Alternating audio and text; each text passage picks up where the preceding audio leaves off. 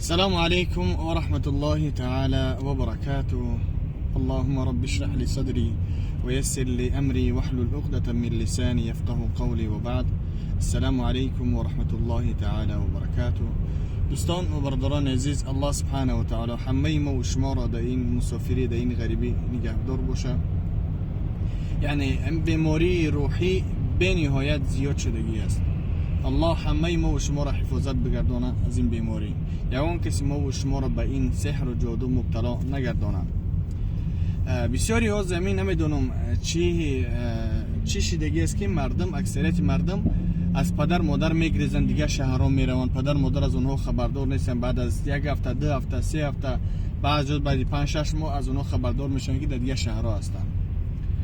یعنی چی در کار همین فعل رفتاری که شما میکنین نه طبق سنت، نه طبق اسلام، نه طبق دیگر گفتی گپا دینا و دیگر قانونا هسته. یعنی شما کار میکنین که ضرر خطانه در جامعه میرسانین به پدر و مادر، که رسول الله سبحانه و تعالی میفرماید که ولا تقل لهما اف ولا تنهرهما وقل لهما قولا کریما. میگه حتی شما بر پدر و مادران خود، به والدین خود حتی اوف نگین، اما شما میگریزین بیچاران و مادران، یعنی از غم شما را یعنی دایمان اشک میریزونن. بسیاری ها زنگ میزنن، روزش نیست که دسته کنن که میگه فرزندم گریخت نمیدونم چیکار کنم، یگان کار کنی که هم را پیدا بکنم. برادران عزیز، الله سبحانه و تعالی بعد از عبادت خود الله میفرماید که واعبدوا الله ولا تشركوا به شيئا وبالوالدين احسانا. الله را عبادت بکنین میگه الله، و شریک نیارین و نیکوکار باشین به پدر مادر. حضرت علی رضی الله عنه وقتا که مادرمان فاطمه در داخل خانه بود، به بالای یعنی خانه نمیرفت که مادر در داخل اتاق است، یعنی نااحترامی نسبت مادر نشوه، یعنی در اون حالت ما آغ نشیم. حتی در یک ظرف، در یک چی طعام با همراه مادر نمیخوردن که خدای نخواسته یک لقمه ای که او یعنی اختیار کرده باشه همون را ما بخورم، در این حالت یعنی مادر ناراحت شوم و ما آق مادر شوم. با مو خاطر برادران عزیز، پیش از آنی که یعنی پدران خود را میگن که شما استرماد نین، شما خیلی بدین، در وقتش فکر کنین که چی میگوین. یعنی رضاگی الله، رضا الله فی رضا الوالدین، رضاگی الله در رضاگی پدر و مادر است، غضب الله در غضب پدر و مادر است. یعنی 3 دعایی هست که در اونها شک شبهه نیست که اونها علی طول یعنی صراحتا مستجاب میگردن. یکی از اونها دعای پدر و مادرن. خدا نکنه که یک دعای بد تون بکنه. چگونه کردن اگر شما یک کاری بد کردن نسبت پدر و مادر، الله سبحانه و تعالی او را 10 برابر میگردانه. اگر که شما نیکوکاری کردن نسبت پدر و مادر، خدمت اونها را کردن، از فرزندهای خودمون 10 برابر انتظار باشین. اگر که شما بد رفتاری کردن، با والله که 10 برابر زیادترم از فرزندهای خود یعنی انتظار میشوین. الله سبحانه و تعالی عذاب خودشه، یعنی چی گناهی کردیم، یعنی عرقنوشی و چی گناهی کردین، الله این به روز قیامت میگذاره. اما مشقت و عذاب یعنی غمگینی که پدر و مادر کردین، اونها را تا قیامت نمیگذاره. در همین دنیا یعنی هم عذابش میچشین و فردا در قیامت هم. با مخاطر پیش از آنی که یگان کار میکنین، مادر را یعنی دست میبردارین، مادر را از خانه بیرون میکنین، فکر کنین که فردا فرزندهای شما از او دا بدتر برای شما رفتار میکنن.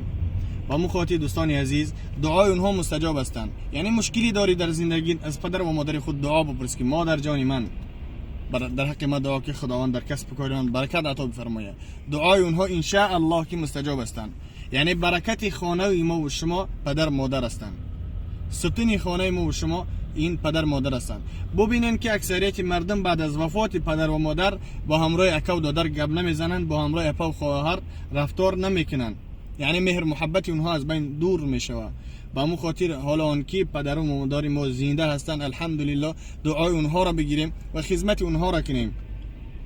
که رسول خدا صلی الله علیه و سلم میفرماید که الجنة تحت اقدام امهاتکم، جنت زیر پای مادران ما و شما هستند. با مو خاطر یعنی ما همیشه حرکت کنیم که در داخل جنت باشیم، یعنی در زیر پای مادر باشیم، مادر گوش کنیم، مادر جان من چی میخوای چی خدمت کنیم، یعنی همیشه اطاعت اونها رو بکنیم که اگر که فضیلت اونها اینقدر بزرگ نمیبدن، الله سبحانه و تعالی بعد از عبادت خود یعنی نیکوکاری به پدر و مادر خود را نمیگذاشت. با مخاطر باید ما و شما همیشه ان شاء الله که نیکوکار باشیم به پدر و مادر خود. یعنی میبینیم بعضی یعنی رسول خدا صلی الله علیه و سلم در حدیث مبارک شون میفرماید که یعنی امر کنین فرزندهای خود را، یعنی وامروهم وهم ابناء 7 سنین واضربوهم وهم ابناء 10 سنین. یعنی شما امر کنین میگه فرزندها را با نماز که اونها فرزندهای 7 ساله شما هستند و اونها را میگه لط کنین اگر تا 7 سالگی تا 10 سالگی را نماز نخوندن. اگر که ما و شما از 7 سالگی تا 10 سالگی اگر اونها را تربیت خوب کنیم ان شاء الله که اونها روز قیامت یعنی شفاعتگر ما و شما میباشن، یعنی یکی صدقه های جاریه میشه. و اگر که اونها را تربیت نکردیم، یعنی در ویدیو بسیار میبینیم که فرزندها مادر خود را لط و کوب میکنن، فرزندها مادر خود را به قتل میرسانند، فرزندها مادر خود را از خانه بیرون میکنن. سببش در چیست که تربیت خوب نمیتیم، تربیت که خوب شون دادیم، تربیت اسلامی شون که دادیم، ان شاء الله که اونها وقتا که کلان شدن اطاعت میکنن، پدر مادر رو احترام میکنن. که الله سبحانه و تعالی میفرماید که با اونها رحم دل باشین چنان که اونها رحم دل بدن در حالی که شما مایده بدین. و وقتی که اینها کلان میشن به مثل کودک با اونها ما باید معامله کنیم. چی کپریز نکی میکنن، چی معامله میکنن به اینکه صدقه یک طوری مهد. اگر که یگان فکرم کرده باشن که فکری اونها در عقیده یعنی غلط باشه، بگذار که همون کار غلط انجام بده، اما پدر مادر رو یعنی غمگین نکن، دلشون سیاه نکن، برای که بعد از اونها بعد از آنی که پدر مادر از دنیا که میگذرن اگر که صد افسوس بخوریم البته اونها رو دیگه پیدا نمیکنیم. بعضی ما و شما از سبب زن فرزند به خاطر زن فرزند شده با امرای پدر و مادر جنگ جدال میکنیم. زی ای بی زن مرنجان مادرت را، زی ای بی زن مسوزان خواهرت را. به هر کجا روی پیدا شود زن، روید خواهر و نیابی مادرت را. خواهر شو میکنه میروه و مادر مفاد میکنه و بعدا با امرای زن میمونی. یعنی اگه برای زن فرزند اگر شوم بروز اگر که ما خدمت کنیم، که سخن رسول خدا صلی الله علیه و سلم اگر یک دهر میگه یک عمر اگر برای اونها خدمت کنی، اگر میگرده میگه که برای ما شما چی کردگی هستین، هیچیم که اگی نیستین. با مخاطر یعنی هلاک مگردانم ما و شما را ملک مال اشیای دنیا. همیشه دعا کنیم که خداوند عشق و محبت خودشو در دل ما و شما بگردانه. از تمام بلاها و آفتهای زمینی و آسمانی خداوند همه ما و شما را نگهبان باشه. همیشه در طاعت عبادت الله باشین و پدر و مادر را نیکوکار باشین. باقی در امان الله. السلام علیکم و رحمت الله و برکاته. از دعای صالحتون فراموش نکنید.